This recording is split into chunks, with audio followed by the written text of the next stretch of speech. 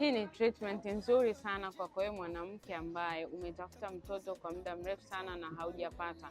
Ukitumia hivi vitu kwa muda wa siku 20, bila shaka kwa uwezo wa Mwenyezi Mungu utapata mtoto. Lakini pia iko kwa pande zote mbili, hata kwa mwanaume ambaye ana changamoto katika mfumo wa uzazi, hasa kwenye performance, hii pia itamsaidia. Kwa hiyo mnaweza mkachemsha wote wawili mkatumia. Chukua kitunguu saumu, chukua kitunguu maji, chukua karafuu pamoja na limao.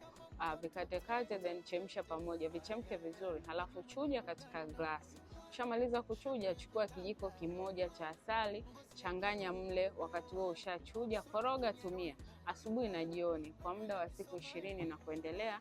Kwa mtoto, kwa upande wa mama utajaliwa mtoto kwa uwezo wa Mwenyezi Mungu, na kwa upande wa baba itafanya vizuri kwenye upande wa performance ya tendo la ndoa. Natumai hii video umeipenda. Shana mwingine aweze kujua hili, lakini pia nakusihi kulinda afya yako kwa sababu afya ni mtaji.